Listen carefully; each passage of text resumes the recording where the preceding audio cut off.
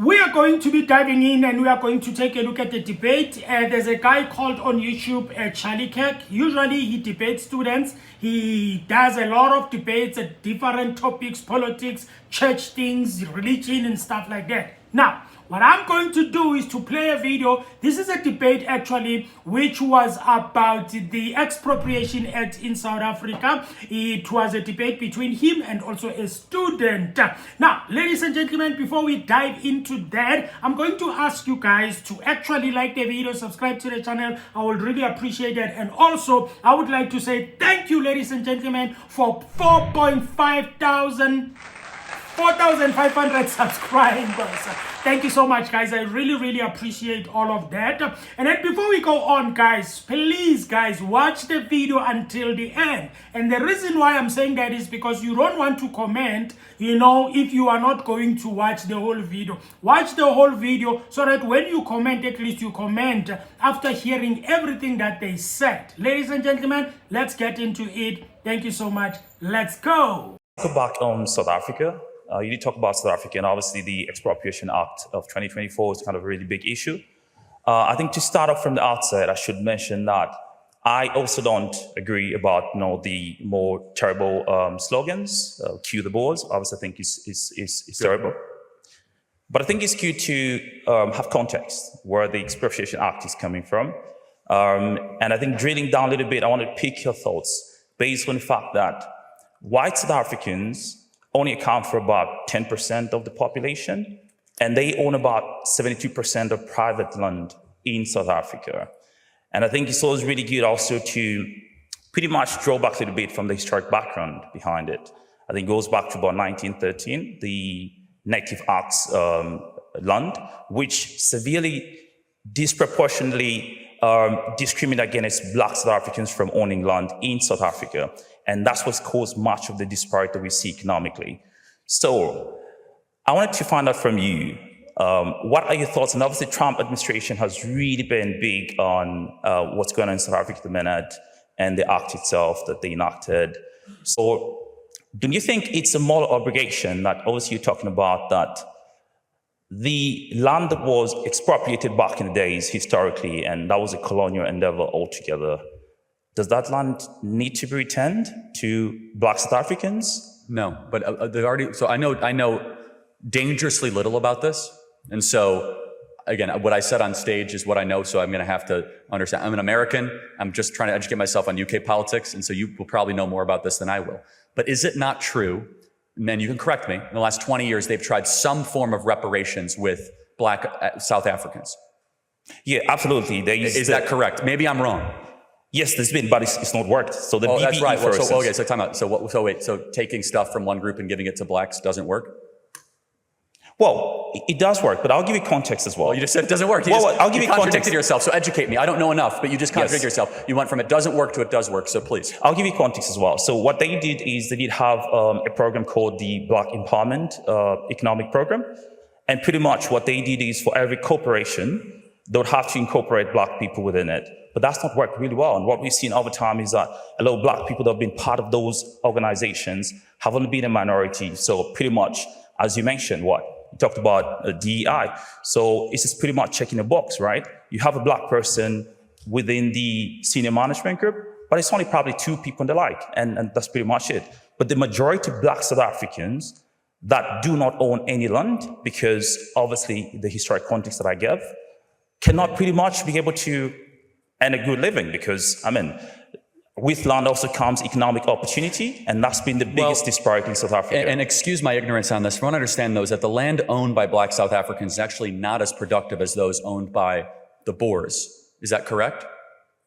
Well, at the minute, 72% of private land, agricultural land, is owned by white South Africa. No, I so understand only that, a minority. Fair enough, but the 28%, when compared to Boer-run farms, are actually not as productive, because running a farm in South Africa is very difficult. Yes. Am I correct by saying that? Well, context again.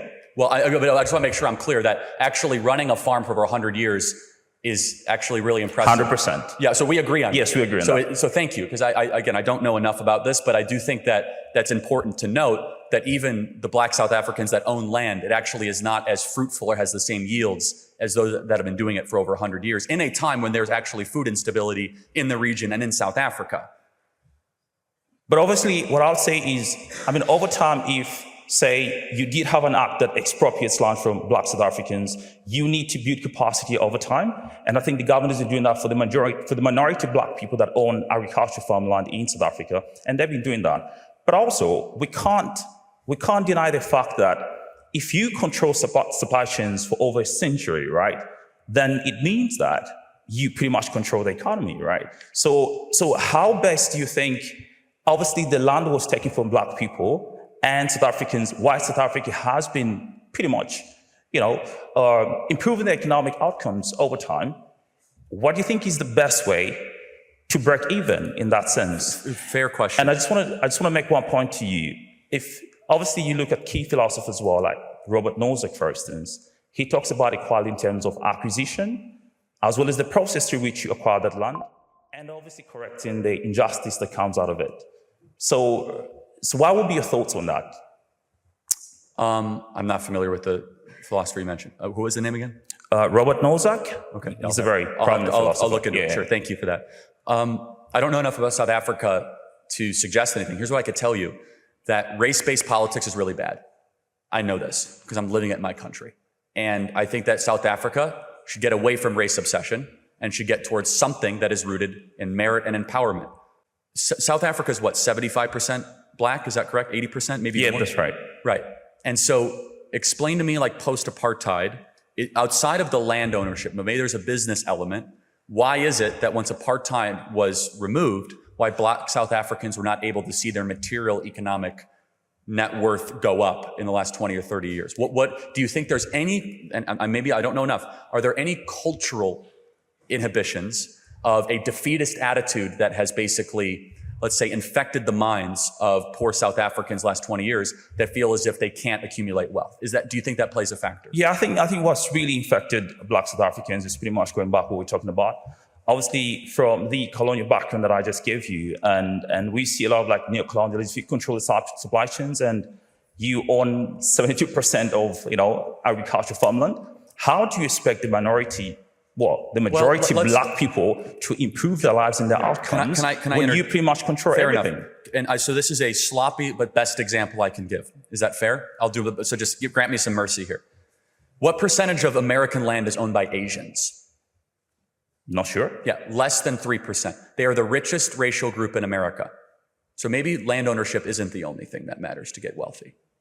Well, I do recognize that a lot of components and aspects. Hold on a second. Why forget the supply chain, forget the land. Land is basically all owned by white people in America, okay? Yet Asians, Indians are by far the richest group. So why is it that this particular group that happens to own the land and the supply chains, and we've admitted it's very hard to run this land, very hard to run this idea of farming in South Africa, it feels to me, I could be wrong, that it's a group of resentment-driven politics towards a group of people that own land instead of opportunity and empowerment-based politics, talking to the black majority about how they could build a better life for themselves instead of taking away other people's stuff. Well, maybe the question could be as well, why do you think white South Africans that pretty much acquired that land through unjust means are so apprehensive and they don't really want to break even or probably give up much of the land that was stolen? Hold on, that's a mindset issue. There's plenty in America that gets labeled as quote unquote stolen. Plenty. However, it doesn't necessarily always hold back every ethnic group that is in the country, that is even in the minority of the country. And so I guess the question is, it's a mindset. I don't know South African law enough. I don't know if it's a free market based. I really don't. I'm not just playing cute. But as a general operating principle, it's very bad to build a political movement around taking other people's stuff because you're obsessed with what you don't have instead of the mental energy to create what you want and what you think you deserve.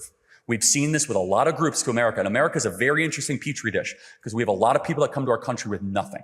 We have Cubans, we have Venezuelans, we have Colombians, we have Persians. And a rule is the group that complains the least and focuses all of their combined cultural energy on creation does really well over multiple years. That might not be possible in South Africa. There might be like no process to create wealth, but I would just venture a guess that market principles transcend borders. So my postulation, and I'm glad you admitted it, don't say kill the Boers. Bad, we should say that. it has created real deaths and real harm. If I was in charge, which of course I'm not, I would spend all my time not saying kill the boar, kill the boar. I would say, my people, get your act together. Let's work harder. Let's prove the boar wrong. Let's start a business. Let's build families. One is driven in resentment and greed and envy and confiscation, and one is rooted in creation and entrepreneurship and optimism. I'd like to see the latter. Well, it's very interesting you call it confiscation. What about if we call it probably reclaiming the land that was stolen back in the days? Yeah, but here's the thing as well. Okay, but can I please, okay. Maybe as well, kind of understanding the value of land, right? Much of what happens with land is obviously, and I think a very prominent economist talks about this, a guy called Hernando de Soto in his book, The Mystery of Capital. I know Hernando. Yeah, he talks about it really. When it comes to land, the value of land is that obviously you can borrow against it. And we've seen for much of agriculture, commercial land, which is very expensive, really. Legit. I Yeah, get it. and that's the thing, right? So if you own land pretty much everywhere, you can extract a lot of value out of it. So can I interject really quick? Let's try another moral principle. Is it ever right to punish a grandchild for their grandfather's sins? Not necessarily, but Well, hold on. Your context. Well, context is very important. They did not steal the land. Someone related to them stole the land. So why punish them? They look like them. They talk like them. They were related to them. But you are talking about actively punishing a human being that did not do the atrocity. I'm not saying we should actively punish them, right? Okay, but you're saying, I just want to make sure I'm clear. You went back to these three principles: making wrong the justice, redistributing. Yes. So correcting the injustice, the thing. So is correcting the justice, let's say, theoretically, it would be that we want some of this land to go back to black South Africans. That's confiscation, right? No, you no longer own it. This group's going to own it. Therefore, you are punishing a grandkid for the sin of a grandfather. How is that morally defensible? I think it gets back to the same thing. And how is it morally defensible if, say, the land that you own at the moment was stolen land, and it has over time created a massive disparity economically for much of the majority of black people out there. So they could make the same argument as well. Fair enough. And we would say, but the code that we believe in the West, and South Africa can choose, that inheritance, something that you did not work for, and all of a sudden that you have, and that you are then nurturing, we're not going to take that away from you if you did not do anything individually wrong, because this is the difference. We believe in individual-based, not collectivist group-based politics. So they're saying this group took this from this group, therefore this group must get something else. We're asking, did that individual do anything wrong? That individual is a different person than the grandfather. So what is the solution? The solution is for black South Africans to understand the injustice, and I'll grant you all that I know nothing about the 1913. I should learn about it, and thank you for bringing that to my attention, right? But I do know that there was a lot of immoral behavior to the let's say not the acceptance, but the gaining of the land, right? That's right. I acknowledge that. Fine. The question is then what to do. And a general rule that has worked in America, and I'll kind of repeat my point, is the group, whomever it is, if they have a mentality and a mantra that is about creation and not about resentment, will succeed. This is actually really bad for even the people. Even if they got all the land back, let me tell you, it would not necessarily be a good thing. Number one, we've already shown that they can't necessarily manage it. It's very hard. The Boers have developed a method of farming in the last 100 years. How do you justify that? Well, because I just told you, and you agreed with me. I asked a question, which I think I knew, and you affirmed it. The black South African farmers are not nearly as productive as the equivalent Boer farmers. They're not. The same land, same fertile soil, the farms equivalent are not as necessarily productive. But again, just as a general rule, and we can have clarity but not agreement, I think it's a bad idea to nationalize complaints into a political movement. I think it's very dangerous. And then the right, we fall into this sometimes too. In South Africa, it's even more dangerous to weaponize racial complaints, despite the injustices of past. It's a better use of time to talk about a victor mindset, not a victim mindset. Yeah, I think it's easily said than done. That would be my kind of thinking. But it's simply a mindset. Yeah, but the groups that embrace it in America and across the West, they succeed. The Jews have had a lot of crap thrown at them the last 100 years. They get their act together, they organize, they understand how to, create wealth. And again, I would say there are many groups that are parallel to that. So you want to make a final point? I don't know how we are in time. But yeah, I think that's pretty much it. Yeah, again, we have clarity. I would like to see, of course, an end of the kill the Boers. But my hope for South Africa is one that is rooted in empowerment and lifting up and optimism, not being like, well, something bad happened to my grandfather, therefore it impacts me. It actually doesn't impact you as much as you think. You're a free being with your own agency and your own ability. Was it wrong? Yes. Is it inhibiting? I would say no. Yeah, I would say that I think cooperation is probably the pathway going forward. And I think breaking even is a good thing because the Expropriation Act actually does pretty much cut for that, where much of the land that's not being used can then be shared. And I will look into it. I think that'll be a better way to go. I'll read more about it. Thank you very much. Thank you.